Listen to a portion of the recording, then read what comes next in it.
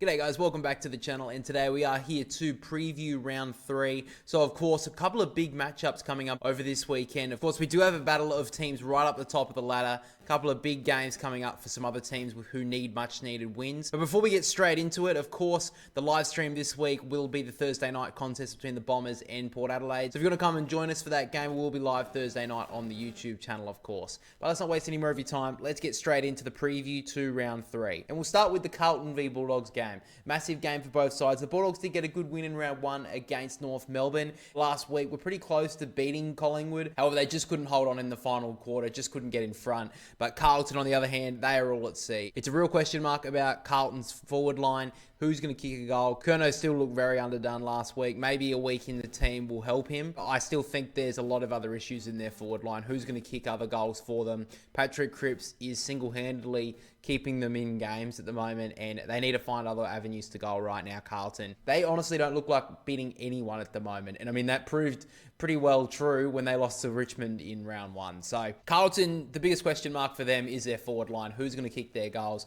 I'm not too sure. And the Bulldogs, honestly, I don't have a lot of question marks going into this game. I think their forward line has been very good in the first couple of weeks. I think their midfield has been above par, in my opinion, especially with losing Treloar and Bontempelli before the start of the season. For them to have performed so well in the first couple of weeks, I don't have many question marks about that. Maybe their defense, however, I don't really trust Carlton's forward line, so I don't really think there's a lot of question marks on that defense for the Bulldogs. And that is why I'm tipping the Bulldogs. I think it's very unreliable about Carlton going into this season. I can't pick where they're going to win this game. Patrick Cripps is going to have to single-handedly drag them over the line if there's any chance, and I can't see him being able to do that. De Koning has been very good as well. However, I think they need more than 2 players to come along with them to get a win here, and I think the Bulldogs have been very good. They've actually really impressed me in the first couple of weeks of the season, so I'm going to be going the Bulldogs. After that, we get to Saturday afternoon. Interesting game, this one. Melbourne up against the Gold Coast Suns. This is at the MCG. Now, the Gold Coast proved that they could win away from home in their first matchup against the West Coast Eagles in one of the biggest trips in the AFL calendar. They performed brilliantly in that game.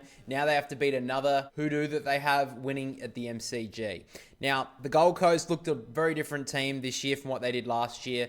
Looked like a very well-suited lineup with Damien Hardwick seemingly having his game plan get into full action now. Seemed like he had a few teething issues in his first year, Damien Hardwick, but in that first game, the Gold Coast were brilliant, and it was only against the West Coast Eagles, but I still think the Gold Coast, after that first performance, they could be in for a big year. On Melbourne's point of view, they were brilliant against the Giants in round 1, but against North Melbourne, their midfield got smashed. It's a midfield that's got Max Gawn, Petrarca, Viney, and Oliver got smashed by North Melbourne. Now, granted, North Melbourne's best line is probably their midfield, but Melbourne can't lose those sort of battles. They have to win in the midfield if they're going to win games. And if they don't win that, they're going to struggle because their forward line just doesn't have the goal-kicking power that they really need to be a top 8 team, Melbourne, at the moment.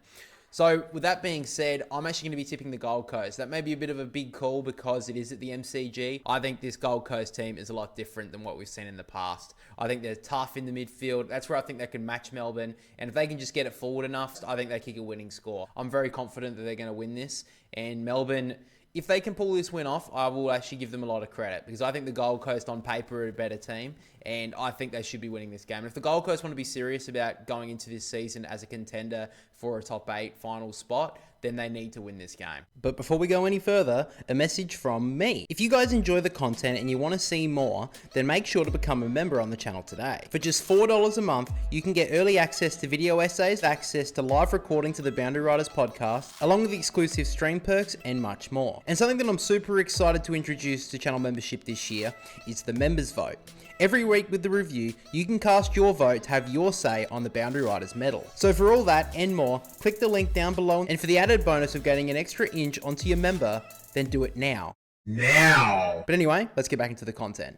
After that, we get to the top of the table clash. 2 undefeated sides, Hawthorn up against the Giants. Massive contest being played down in Tasmania. And really, I think this game is 50-50. Hawthorn's midfield matches pretty nicely with Giants' midfield. Both forward lines are potent at the moment. It looks like GWS should be able to get back probably Jesse Hogan and maybe even Jake Stringer for his first game as well, which would be very interesting. And both defenses are extremely solid. We've seen Sam Taylor in the last couple of weeks show why they need him in the team for 22 games of the season because he is so important to their lineup. And Hawthorn's point of view, their new recruits in Barras and Battle have been brilliant for them and just add another strength to their very illustrious bow, I guess, for the Hawthorn Football Club. The only reason I can split these teams is where it's being played in Tasmania. So that's why I'm going to be going with Hawthorn. I do think the last couple of weeks the Hawks haven't been at their best. I feel like an opening round against the Swans, that's the best we've seen of them so far. However, in the last couple of weeks, even against Carlton last week, they weren't really at their greatest, but they just found a way to win that game. I do think down in Tasmania, I believe the Hawks will just be a little bit too strong. They know the ground very well, and I think the Giants are going to struggle going down there, especially after the bye. I think they'll have a couple of cobwebs to blow out. So I think it'll be close. These two teams have a pretty decent rivalry growing and very close contest between them both. However, I will be going with Hawthorn just on the fact that it's been playing in Tasmania. But what a game it's going to be. And unfortunately, because of the rescheduled game of the Brisbane v Geelong, this game will be played at the same time as another great contest between the Lions and the Cats. Brisbane have looked okay in their first couple of games of the season. I don't think it's anything to write home about because they really haven't performed a full four-quarter performance just yet. They had a decent second half against the Swans and ran over the top of them, which was a good performance. And West Coast last week, they had a really poor start. West Coast kicked the first 5 goals of this game. And if they were playing pretty much any other team, the Lions, I think they would have lost last week. Playing at home against West Coast, they got a bit lucky that in the second half they were able to find what they needed to get that win. I think that is a good sign of a team that they are finding a way to win even when they're not playing at their very best. And if they could bank a couple of wins at the start of the season, the Lions, we already know they don't even have to make the top 4 to be a premiership threat. Geelong last week, what a shock loss it was against St Kilda. They were smashed around the ground. St Kilda were just simply too quick for them, and Geelong have got a couple of question marks now. So looking at the game, I'm going to be tipping Brisbane. Now, the reason why I'm tipping Brisbane is because the one thing that caught the Cats off guard last week was the Saints' speed. As soon as the St Kilda got it out into space, they were too quick for Geelong, which has always been a question mark with the Cats, especially the last couple of years. However, the Cats have just been simply good enough to keep it in tight. And with the recruit of Bailey Smith this year, we saw him in round 1 absolutely dominate against Fremantle, and then a pseudo laid out, and that really did cost them in the end. And in my opinion, I actually think if the Lions can get this on the outside, I think they'll win this one pretty comfortably in the end, because Bailey Smith is a bit 50-50 for this game. So is Tom Stewart. Now, my brother has actually gone Geelong in this game. He has said that they were absolutely dominated last week and they should respond. And the one thing that he's put a pointer against the Brisbane Lions is the fact that they have started poorly. And if they don't get a good start against the Cats, then they will struggle to catch back against a quality side, which I do tend to see. But I believe the Brisbane Lions are just starting to work into their season at the moment. With that being said, let's get to our tips. So my tips for round 3 are Port Adelaide to beat Essendon, the Bulldogs to beat Carlton, the Gold Coast to beat Melbourne, St Kilda to beat Richmond, Hawthorn to beat the Giants, Brisbane to beat Geelong, Adelaide to beat North Melbourne, and Fremantle to win against the Eagles. And my brother's tips for round 3 are Port Adelaide to beat Essendon, Western Bulldogs to beat Carlton, Gold Coast to beat Melbourne, St Kilda to beat Richmond, Hawthorn to beat GWS, Geelong to beat Brisbane, Adelaide to beat North Melbourne, and Fremantle to win in the derby against the West Coast Eagles. So now we get to the certainty pick. If you don't know, me and my brother have been making a certainty tip every single week so far this season. I lost mine last week. I picked Fremantle in a certainty to beat the Swans.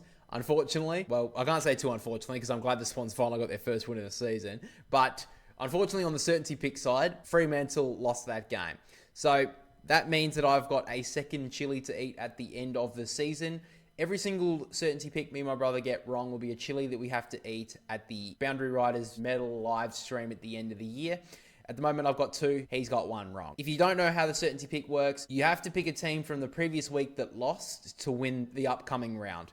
So I got the first pick this week. I have said that Fremantle will beat West Coast, and my brother has said that the Bulldogs will beat Carlton as our certainty picks going into round 3. But with that being said, guys, the final part of the preview to round 3 is, of course, to take a look at our tipping comp ladder. So at the moment, the leader of our tipping comp is the Top Dog, and second is Lucas M. Now, those two have used their Joker, so that's kind of why they're sitting up the top at the moment, because I mean, Lucas only got 4 last week, which isn't the greatest, but that does turn into 8. The current top place without a use of the Joker is my brother in 3rd. Now, I'm getting a bit annoyed because he's dominating AFL Fantasy against me as well. So I'm just kind of had enough of him. I don't really want to see him anymore. He's kind of pissed me off. I currently sit in 16th which is about middle of the range. We've got about 30 people inside the tipping comp this year. I got 5. I missed a couple last week, especially on Sunday. And I think everyone missed the St Kilda game. But on Sunday, North Melbourne beat Melbourne. I tipped Melbourne in that game. And of course, the Fremantle game I missed as well. So it's a bit unfortunate on my end. But nonetheless, at the moment, the top dog leads the AFL tipping comp for the channel. But guys, that is all we have for you for the preview to round 3. Make sure to let me know down below your tips going into this round. But that is all from me. Make sure to like and subscribe if you did enjoy. But for now, we'll catch us all next time.